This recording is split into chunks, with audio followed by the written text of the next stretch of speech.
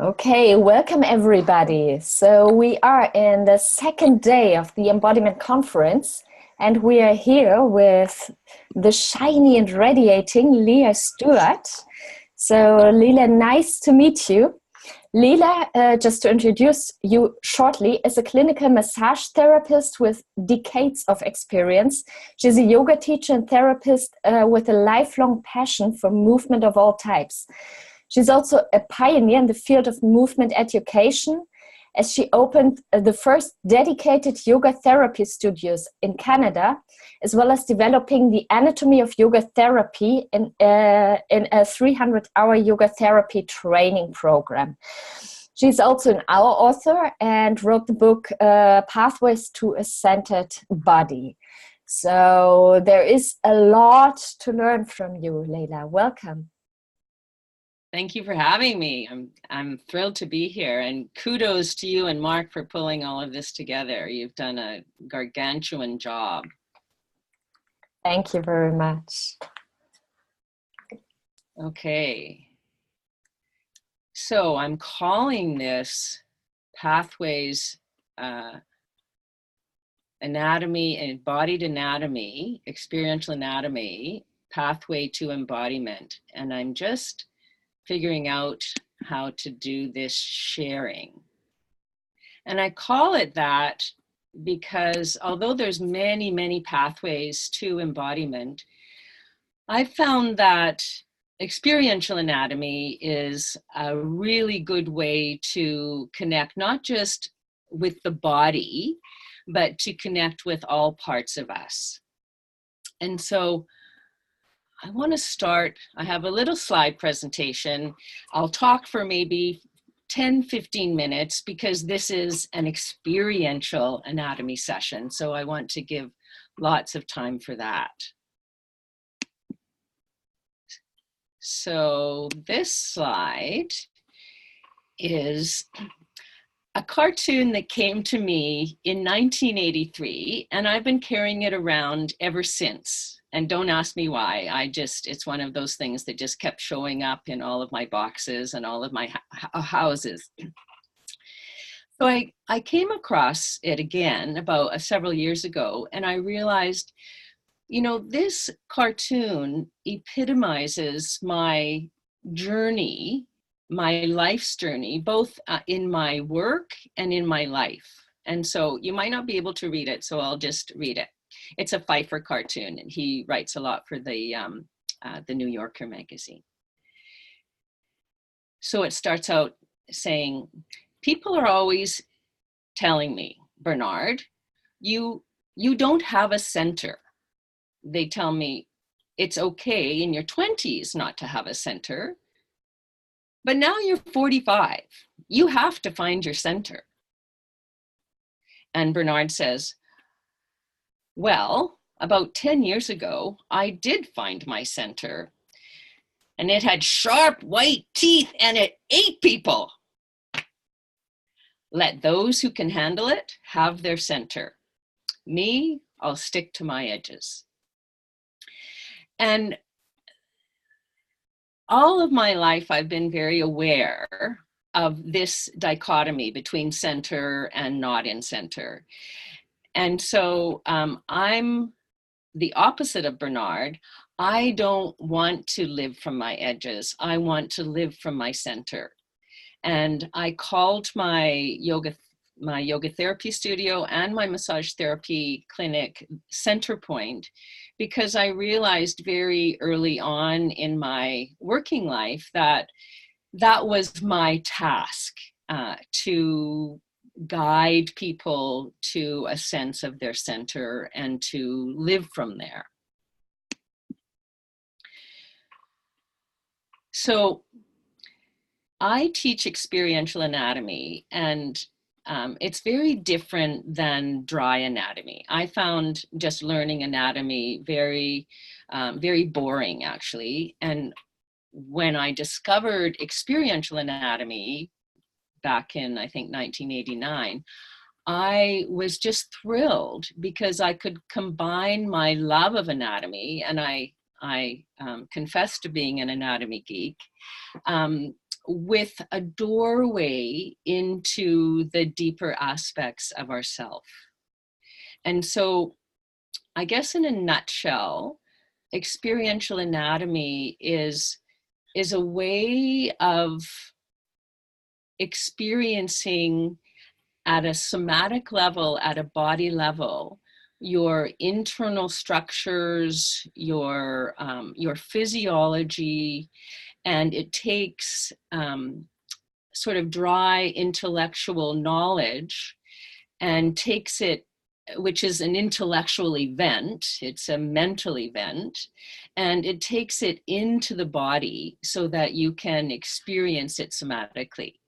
And when this happens, I find over and over again, people are just fascinated with themselves. when people start to feel, oh, this joint and this fascia and this organ, it's very interesting. And it's a way of knowing yourself that that we're not taught, and it's a way in. And experiential anatomy sort of colors in the lines of the dry anatomy, and it makes anatomy juicy and it makes it real for the body.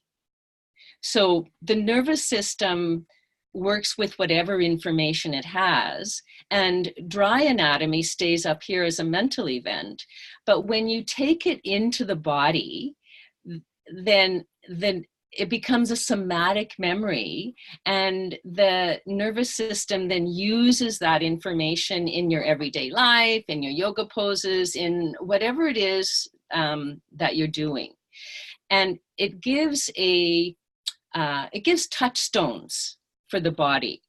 So if you need grounding, then you can go to your feet and you can visualize certain things in your feet and feel that. Or if you have a shoulder injury, then if you know something about how your shoulder works, then you can minimize pain and maximize your range of motion.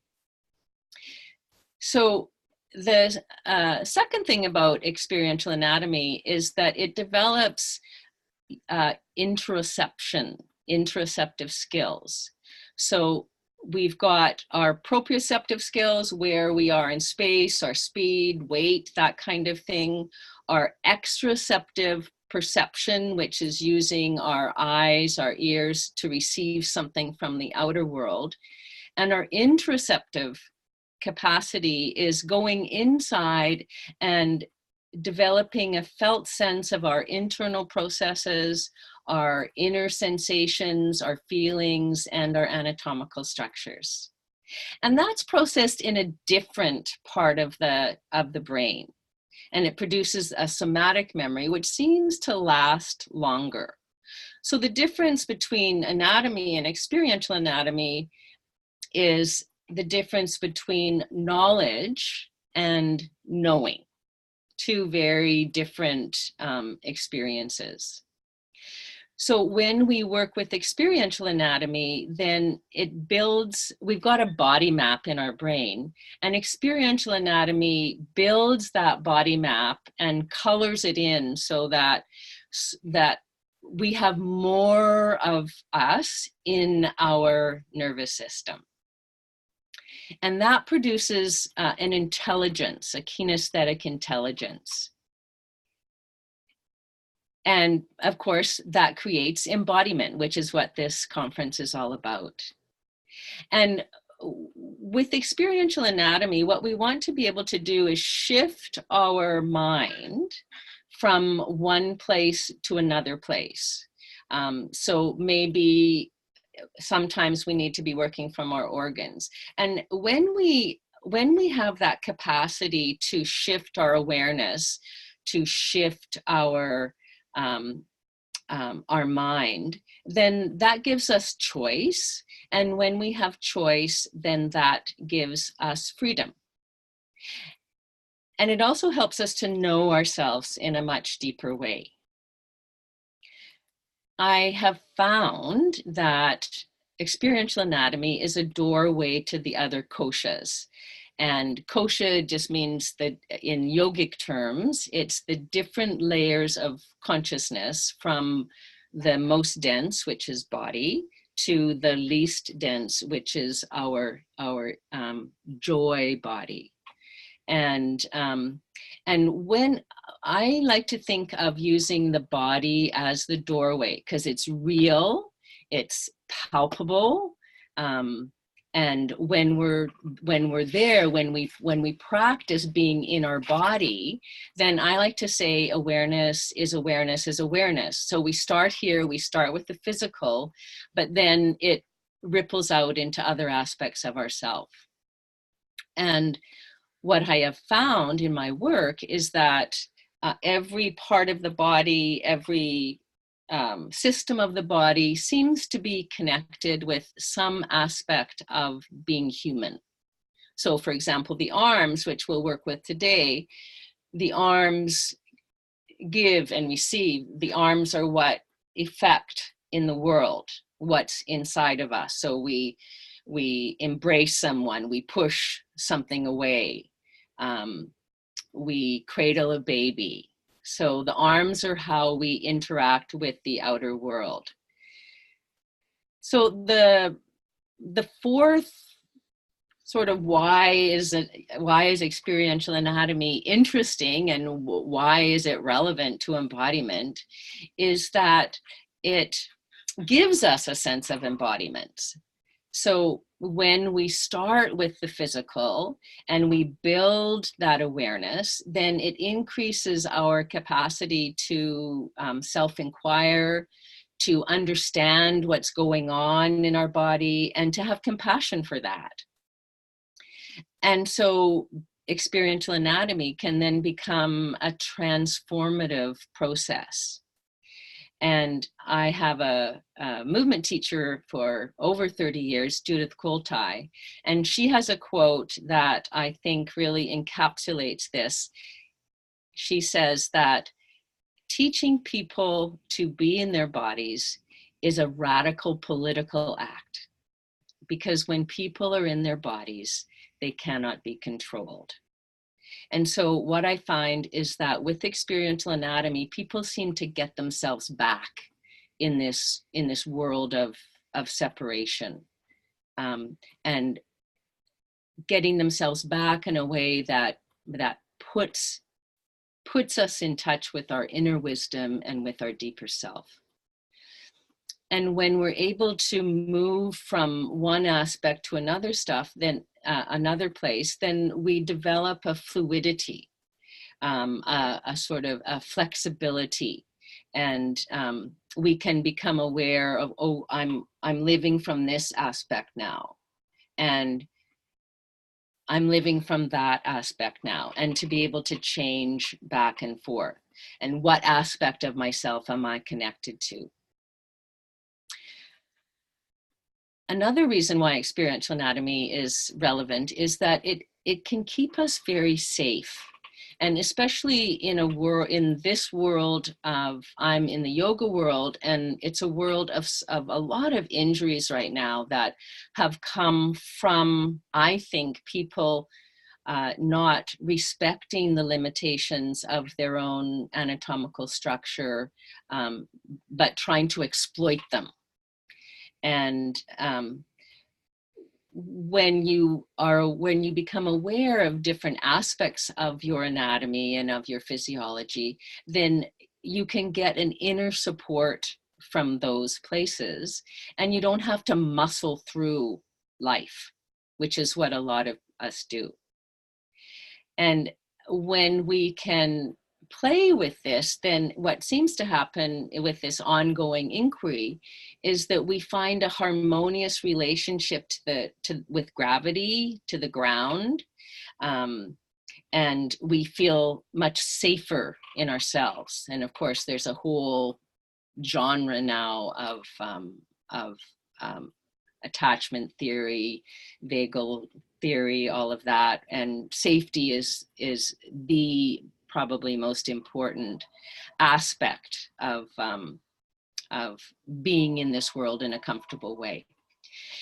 So then lastly, experiential anatomy can be very therapeutic. So I use it as one of my tools in my yoga therapy toolkit, because when people understand what they look like inside and how things work, then they can start to repattern their alignment habits that maybe aren't so helpful, their breath, their movement patterns, and even to the extent of repatterning perception and how we relate to the world.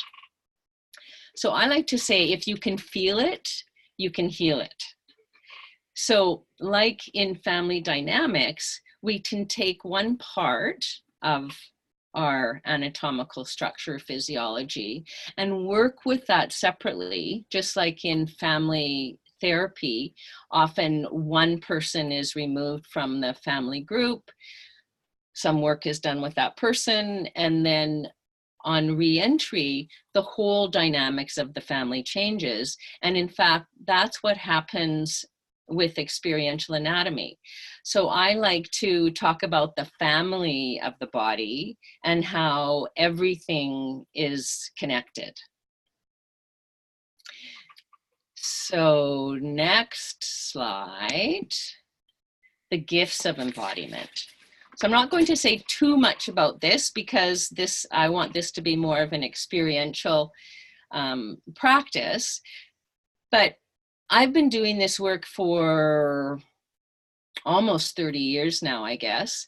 And I have found that there's 3 general categories of experience, of how people find their lives changing after integrating this work, after practicing this work. And the first one is compassionate presence. People seem, and this has been my journey as well, becoming more present with yourself, more fully in your body, so that your mind slows down to body time. And the body can only exist in time and space. The mind can go off to the farthest reaches of the universe. So when we bring the mind into the body and it slows down, then we tend not to be grasping at ideas of what should be, some future orientation, or living in the past, or rehashing the past, or wishing that things had been different. We tend not to be judging that, avoiding the past, but instead we tend to be very present, able to see things just as they are, and moving skillfully, much more skillfully, because when you're present, you're able to move much more skillfully. And it seems like we're able to respond much more to the truth of the moment, that we don't argue with reality. I love that. And we're able to be in our witness more, and be in a more a place of more equanimity, where we can say, oh, isn't that interesting? There, I'm doing that again, or this is happening again. And then the second gift is self-support and self-regulation. So when you have a clear sense of living from your whole self, you're much more likely to remain in touch with your own needs, not be so swayed by what other people are saying or expecting of you, not so likely to override your bodily signals, or to look for external validation. So generally, what I found in myself and in others is there's less tendency to abandon yourself, to separate from yourself. And then the third gift is people seem, and I feel this definitely myself, that I'm more seated in myself. So in all my messiness, in all my gifts, I'm much more able to just be with who I am, and have that be a kinesthetic experience, so that I know when I'm not there, and I know when I'm there. And when I'm there, then I trust myself more, I trust life, and I feel much more comfortable in my own skin. So this is my favorite print. It's a Blake print, and it really embodies for me all of these gifts of embodiment. When we take it down to the very basic level of we are souls having a body experience. And I just love this print in terms of how those two fingers are touching. So the gift of embodiment is that we get our whole self in all of our aspects, from our deepest self to our most trivial self. And that seems to be okay. Okay, we're not going to go there yet. Okay, so I'm going to just leave that. So the practice that I've chosen for today is a practice working with the arms on various levels, from the bones to the fascia to the organs. And we'll start with establishing presence. So I've just been talking a lot, and your mind is probably going around that. So if you would take a moment with me and just settle yourself down. So closing your eyes if that's comfortable. You're welcome to sit, you're welcome to stand. While we're taking this moment, we're also establishing a baseline of what is your sensation in your body right now. So take a few moments and fiddle around in your chair or standing and come to a place of ease, or as much ease as possible.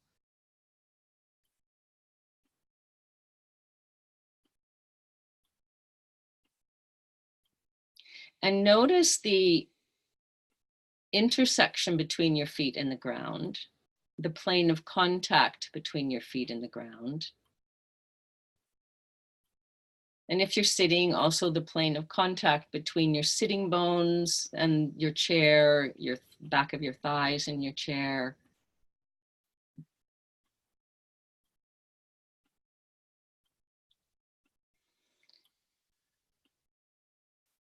And then turn your attention to your natural breath.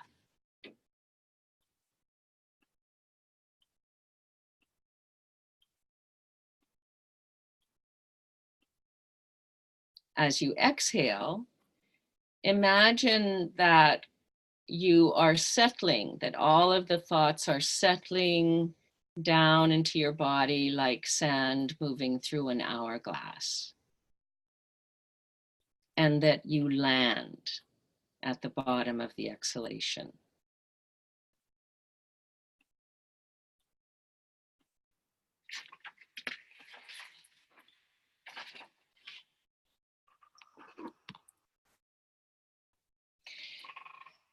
And get a sense of your upper body now, in particular your shoulder girdle, your clavicles, your collarbones, your arms. How are they hanging? Your scapulas, where are they? What's your sense of your shoulder girdle? Is there an ease in it?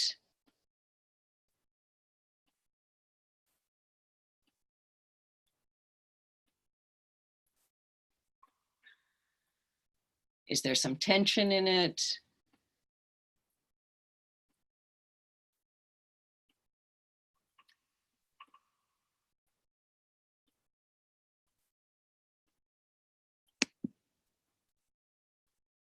Okay.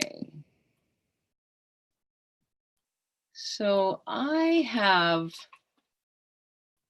some bones here, and I'm just going to ask Shayla to come in here and fix things so that I can see myself on that.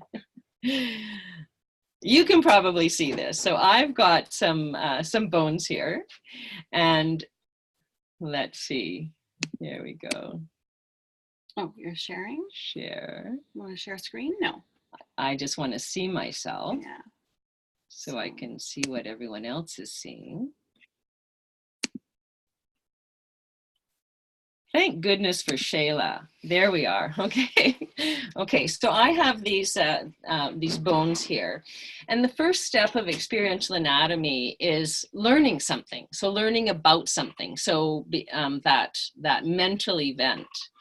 So here I have a model of the shoulder girdle, and it would be like this on me. So the clavicle is here. And if you look at the clavicle from this aspect, you can see that it's an S-shaped bone and that it's got a bump at one end of it. And that's where it forms a joint with the sternum. And then it's got a bump at the other end, which is the joint with the acromion. And the acromion is actually part of the scapula. And if you look at the scapula, it's a very interestingly shaped bone. It's in 3 dimensions. It's got things coming out of it. It's got this great flat surface that sits against the ribs. But the interesting thing at the top is that it widens out and forms this big acromion. And we're going to feel all this on ourselves in a few moments. This acromion, which is like an epaulette or a ledge above the humeral head here, and then the shaft of the humerus or arm.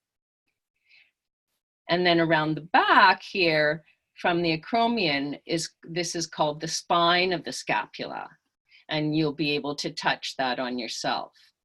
So the scapula is a triangular shaped bone, and in a moment we'll palpate the edges of it, palpate the spine of it, palpate this fossa of it, so that you can start getting a felt sense of that in your nervous system. So let's go back to the sternoclavicular joint here. So I'm just going to take my jacket off so that you can see my bones a little better. So if you take one hand and place it on your sternoclavicular joint, and it'll feel like quite a bumpy bit just at the base of your neck.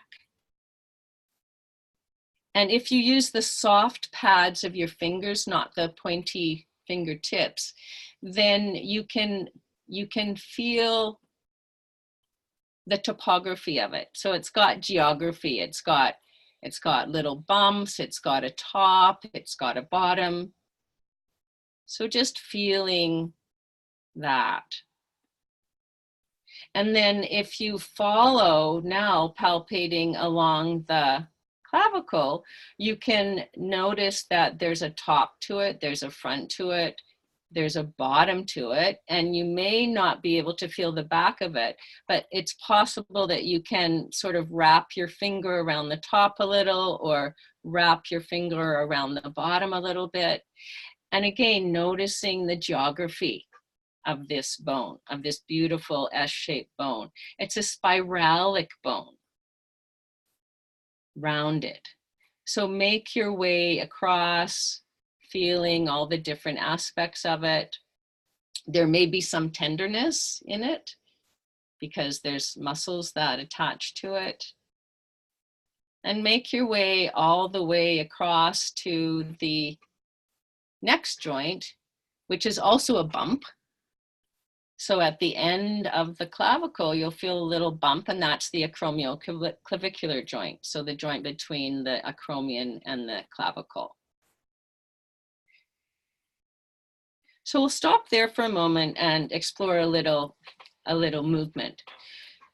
So the steps of experiential anatomy are learn it, feel it, and then integrate it. And I'm going to move back and forth between this, between those three in this exploration. So if you take your fingers again to the sternoclavicular joint, this is the only place where your whole shoulder girdle is attached to another bone at this joint. So this joint with the sternum, which is the midline of the body, is what joins the bones of our arms to our midline, to our center. So if you palpate that, put your fingers on that, and then just play a little bit with various arm movements and feel how that joint moves. It's actually a synovial joint, so it's got a joint capsule and it's got fluid. So as you move your arm in different ways, feel how that joint moves. And then if you move out to the clavicle and you continue those movements with your arm, notice that the clavicle also moves and that it's a spiralic movement. So even just knowing that whenever you're moving your arm, you're actually moving it from here because that's where it's connected, can change how you move. So come back now to our palpation and feeling now this arch, this acromial arch. So that's going to be right on the edge, and you'll feel it's a bony ledge. And again, it's got topography. There's a top to it, a side to it, and a bottom of it. You won't feel the bottom of it, but you'll probably feel a dip between the acromion and the head of the humerus. So see if you can feel the change from the hard bone, a little dip, and then there's another hardness of bone, which is the head of the humerus. And if you keep your finger there in that place and move your arm, then you can feel, oh, it's the arm that's moving. And if you put your finger just on the ledge, you can feel that, oh, that's not moving when I move my arm, or it's not moving so much. So we can have movement. We talk about movement at the glenohumeral joint. We don't often talk about the movement at the sternoclavicular joint. And there's more movement too, which we'll feel in a moment. So coming back to our palpation, if you move now from the acromion and take your hand around the back to feel the spine of the scapula. So palpating again, it's got a deep fossa in there that is filled with muscle, so you're not going to be able to get down there, but you can feel all the way across to the medial border. And then if you come down, you can feel the lateral border of the scapula. And you may need to put your hand there and move your scapula a little bit so that you can actually feel the edge of it. But see if you can then palpate from the top of it to the bottom of it. Maybe finding this, the tip, the inferior angle of it. And if you've got the flexibility and you have long arms, you might even be able to move all the way across to this medial border and palpate. So then feeling this whole fossa, this whole triangle of bone. So there's lots of muscle on here, but if you gently press through it, then you can feel the bone, the hardness of the bone. Okay, so taking your hand away, and if it's comfortable for you, please close your eyes.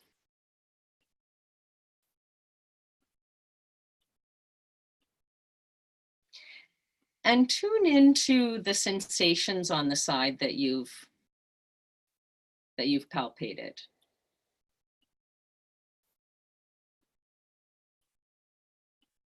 What's different?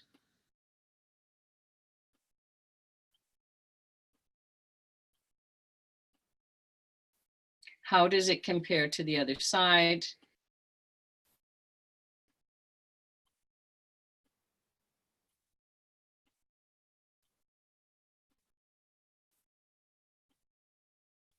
And how would you articulate that to someone? We will be going into a breakout room a little bit later, and this is one of the things that you might want to share with someone. So what you've just done is filled in some lines in your nervous system. You've outlined your whole, well, part of your arm shoulder complex to the nervous system. And so it's going, oh, wow, I have a clavicle. I have a sternoclavicular joint. I have this joint. I have an acromion. So what you're doing is you're starting to articulate to your nervous system. This is this, this is that. So this scapula also moves. So it moves on the ribs.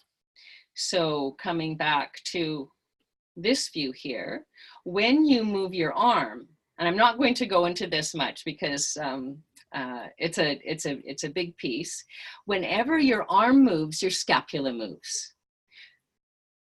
And I'm not going to go into what kind of movement, but play a little bit with moving your arm from your scapula. Imagine that that's where you're initiating movement from, and that your scapula is sliding over your ribs. So however you're moving it, there's a corresponding movement, a sliding, a gliding across the ribs.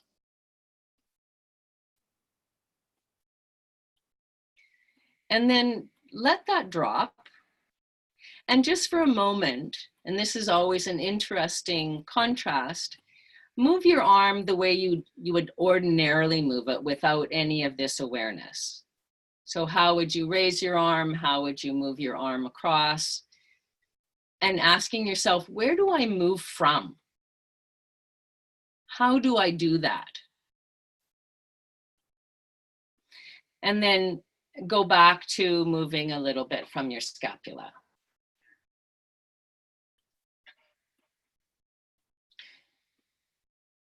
So what's the quality of that movement and how does that differ?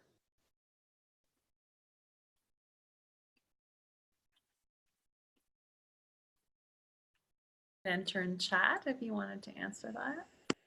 Okay, so there's one other piece of movement that I want to share with you here, and that's that there's a movement within the joint itself. There's movements so we have these gross movements, flexion, extension, abduction, adduction. But when we do those gross movements, there's actually smaller component movements within the joint. And they're called rolling and gliding. So for example, when we raise our arm up, if there wasn't rolling and gliding, then the head of the humerus would hit this acromion arch. But what actually happens when we raise our arm up, so here's the joint and here's the head of the humerus. When I raise my arm up, the ball is rolling, but then it's gliding down. And so as I raise it up, it doesn't hit. So rolling and gliding. So either with your arm out in front or your arm out inside, play with that. So that as you raise the arm, visualizing the rolling of the head of the humerus and the inferior glide. It's gliding down the joint.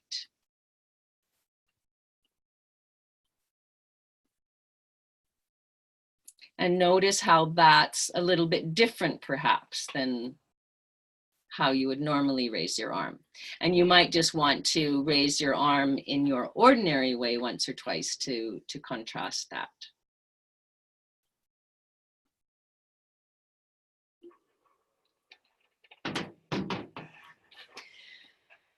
Okay, there's one other physical part that I wanted to play with here, and then we'll do a little bit of heart work.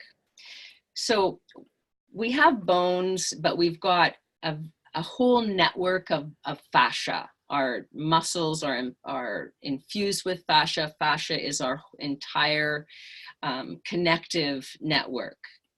And we have fascia through all the muscles surrounding all structures. And in the arm, I've got this arm here. We've got a whole sleeve of myofascia. So we can think of the bone as being the core and the muscles being like an apple around that core.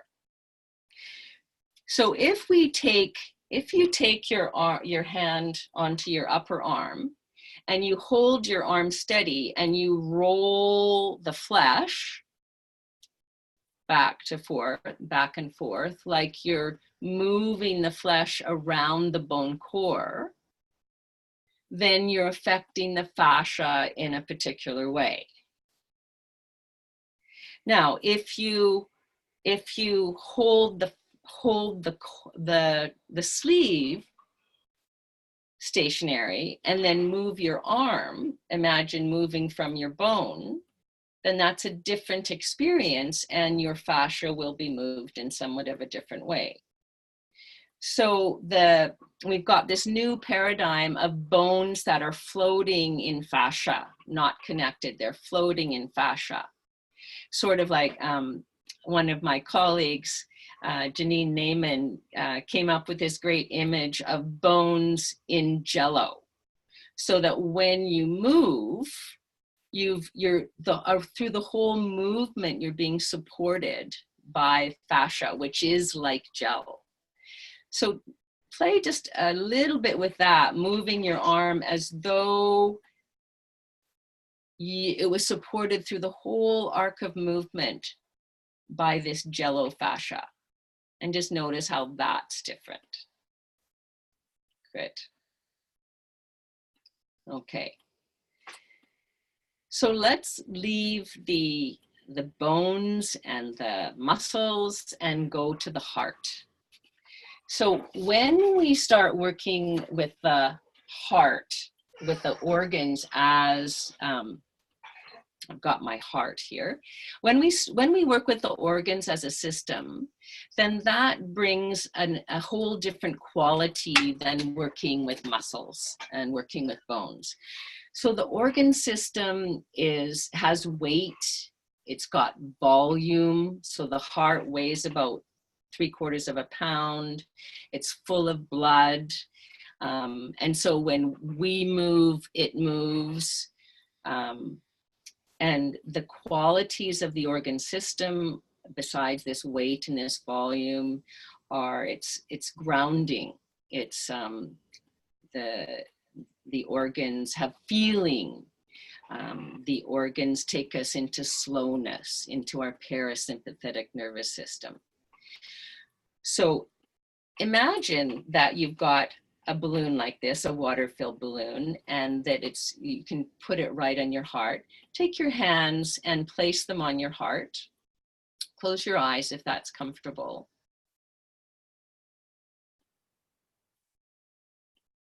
And see if you can place your attention on your heart, just slightly to the left of center, full of blood, beating rhythmically.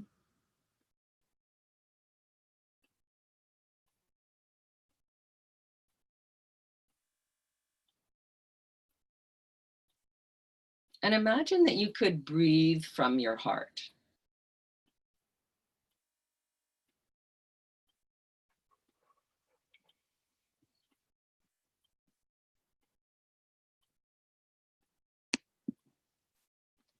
There's different ways that we can bring our organs into our awareness. Breathing is one of them. And another way of doing that is humming. So with your hands on your heart, as you exhale, hum into your heart. For those yogis, you'll know that this is the Brahmari breath. So taking an inhalation, and as you exhale, send the vibration right into your heart with a hum.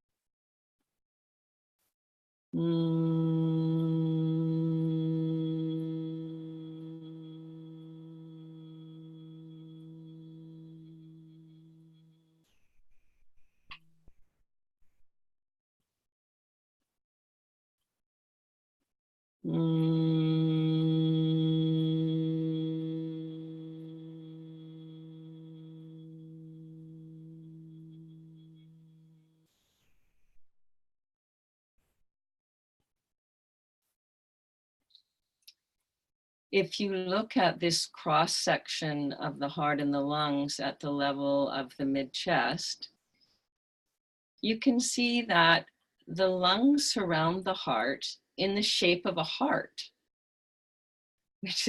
which I find really interesting. And mostly when we think of inhaling, we think of emanating, of expanding outwardly. But what's equally as true is that when we inhale, our lungs are also expanding in toward the heart and giving it a hug. So let's do that with your hands on your heart. Imagine your lungs surrounding your heart. The top of the heart is at the back. The tip is at the front.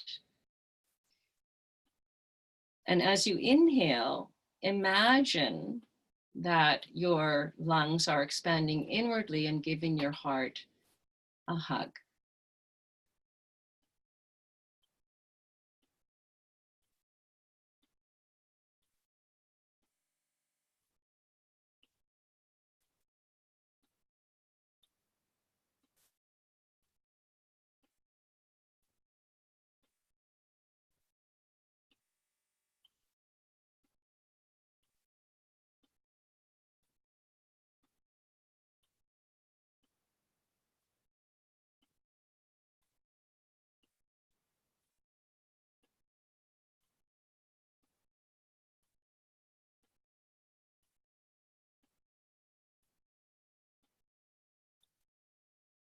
And notice what that feels like.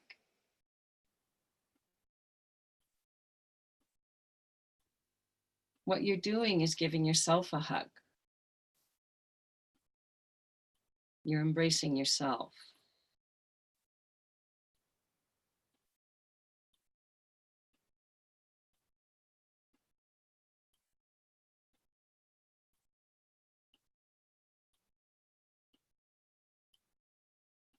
So keep your eyes closed if you'd like, open them if you'd like, and slowly take your hands away from your heart and place them on your lap, or if you're standing, hanging down at the sides. And as you inhale, imagine that you are starting to emanate the energy of the heart down your arms. So with each inhalation, that heart energy is moving a little bit further down the arms.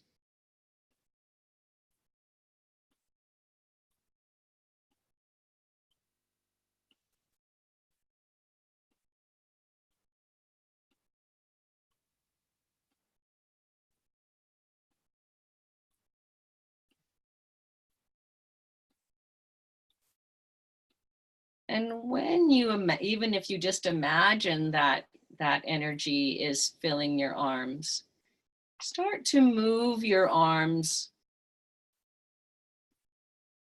in various ways and see if you can stay connected to that heart energy. Notice where you disconnect. How far can I move my arm in a certain direction before I disconnect.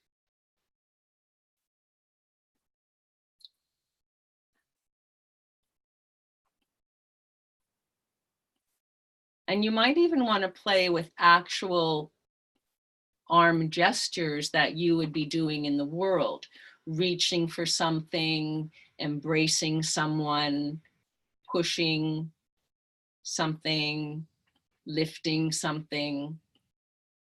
Can you do those gestures and still stay connected to your heart?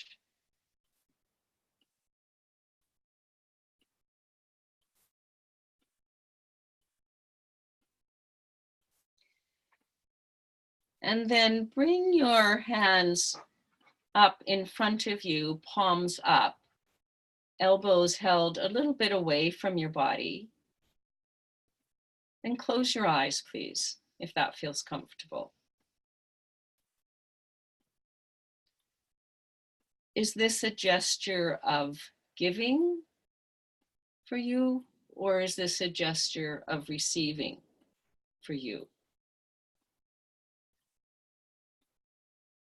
We all have habits. Some of us are more on the receiving. We like to receive. Others are on the other side of the continuum, giving and perhaps moving into overgiving. So just noticing what feels natural for you, and no judgment in this. It's just is what it is. And then asking yourself the question, what do I have to do in my heart or in myself to contain both of those in this gesture?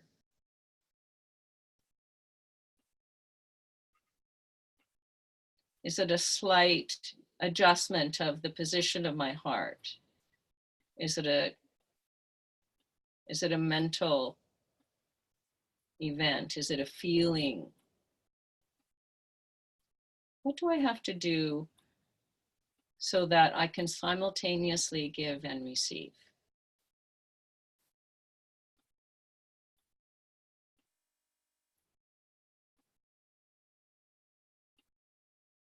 And from that place, can I play with some arm movements? Staying connected in that place of simultaneous giving and receiving, because the arms are how we do that.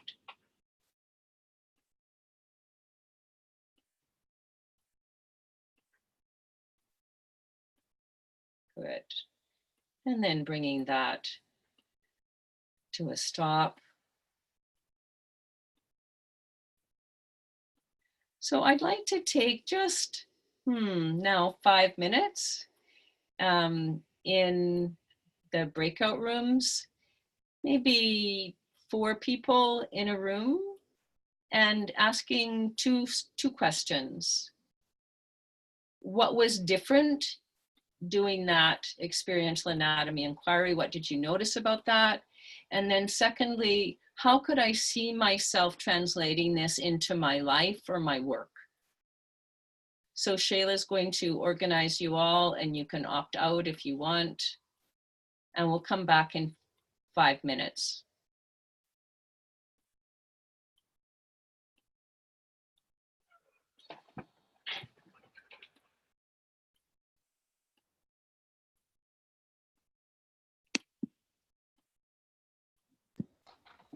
You're welcome to stay in the main room. Leila may not be here.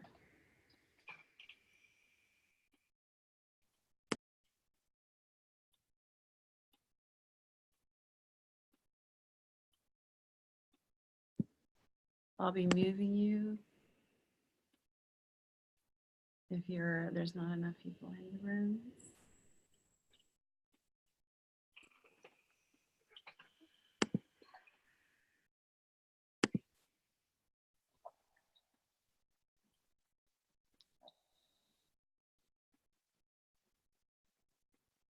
And Leila, did you say 4 minutes? 5 minutes? 4 minutes, yeah. Good. Thank you. 1 minute each. Yeah, so because we're are almost at the top of the hour, we have 5 minutes. Oh, are we? Oh, Yeah. I've got 5 too. I guess my clock must be wrong. Yeah, no, 5-2. We got 5 minutes to Okay. the top of the Okay. hour. Yeah, so- no questions. Yeah, and they can always Maybe one email. question. You can always email you. I'm going to put your website up.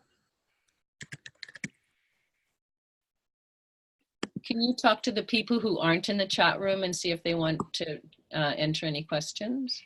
Sure, yes. Yeah, so if there's any questions out there,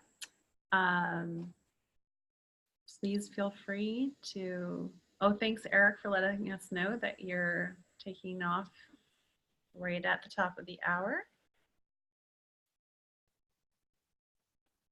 See you tomorrow, Tran. Thank you for coming.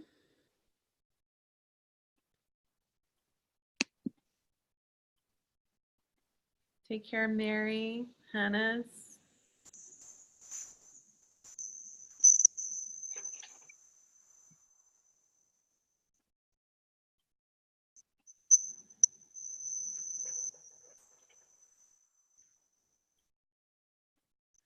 Yeah, so far I'm just going to put in your email there, your website for the moment.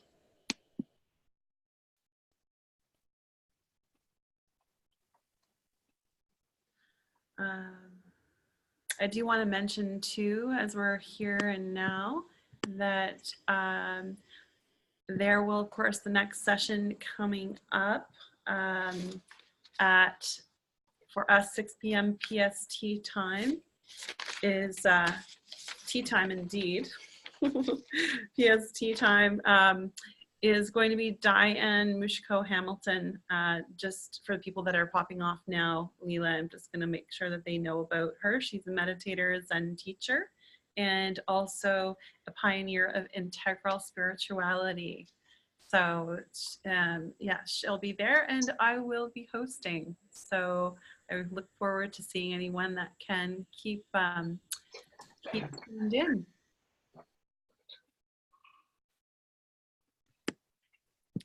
Right now, I'm going to enter some of the other links for if you want to buy the recordings or other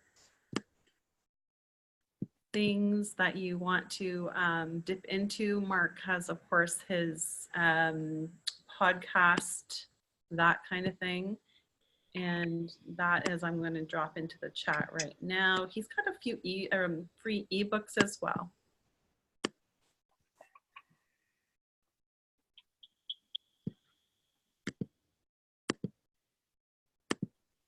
So I'm just going to load that up right now into the chat. And are you ready for the breakouts to come out? Let's do that. Yeah. Yeah.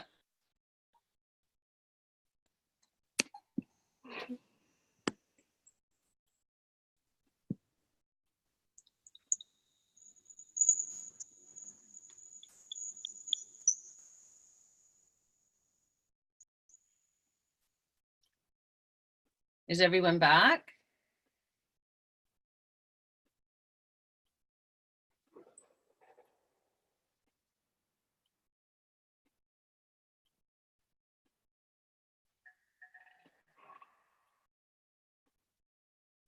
I'm hoping that everyone's back from the breakout rooms. I know that Daniela is really wanting to finish up on time and we're just about there. Yeah, so go right ahead and go on because they're 8 seconds away from everyone being here with us. Okay. So tell me when, like give me a... Yeah, okay, right now. When I should start. Right now. Welcome back, everyone. I hope that you had some interesting discussion and made some good connections with your pals out there in embodiment land. I was hoping to have time for questions, but I know that Daniela wants to finish on time because it's very late for her. If you have questions, please, I'll have access to the chat, but also if you could perhaps post them on the Facebook page, and I'm happy to answer questions there. So I thank you very much for joining me, and I hope that you have a little bit of a taste of the experience of some experiential anatomy for your shoulder girdle, and that you can take that into your life and perhaps into your work. Namaste. Thank you so much, Leila. Namaste. Thank you, Shayla. Thank you, Daniela. Thanks so I am much. going to invite also everyone to stay on for a little after sort of after session in the breakout rooms. Happens after each of the recordings and sessions. So I'll invite that now. Leila, if you want to stay on, you're completely welcome to do so. I know you're quite busy, so I'm not going to assume that you will. Yeah, I'll stay on if somebody wants to talk to me. Yeah, so I was going to open up the breakout rooms because I saw there was a message, oh, it wasn't long enough for the breakout rooms. We'd like to chat more. So if you are still up for it, stay on. If not, this is your time to drop off the call. Please do check out the recordings because, of course, it's so much to take in every 2 hours a session. Check out the recordings that you can pick up. Of course, Leila's being one of my favorites. So that's going to be on the website. And of course, I've posted all of that on the chat, every link that you could possibly want to access Mark's stuff and the embodiment channel on YouTube, etc. So let's do more of the breakout rooms and see who stays on.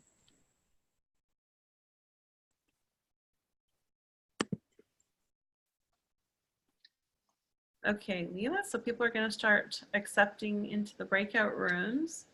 Okay. And I just want to see if I can put you in being the co-host. Maybe if I make you not co-host anymore, I can do it. Yeah, withdraw the co-host permission and then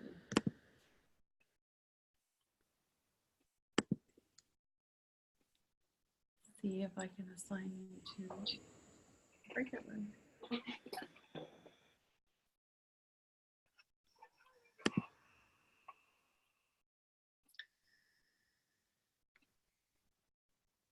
Am I in a breakout room? No, you're still on the main page because I can't see, you're not coming up under unassigned at the moment. Let's see.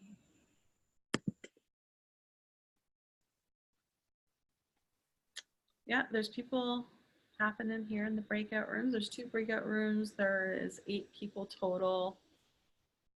Some are not assigned, but I don't know if I can assign you right now. I'm trying to look and see how to do that properly.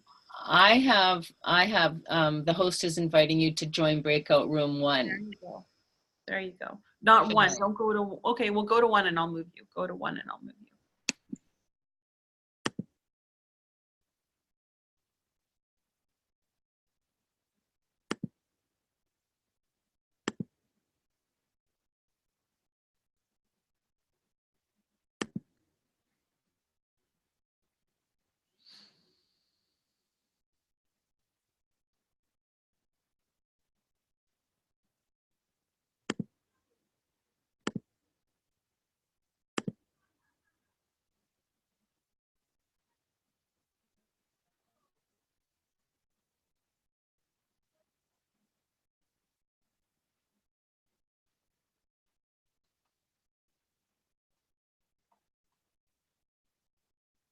For anyone else that's still here on the call, thank you so much for being here.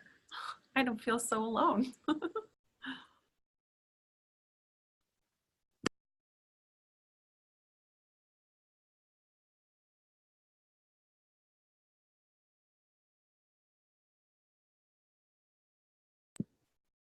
Well, I recognize a few names. Sean McDonald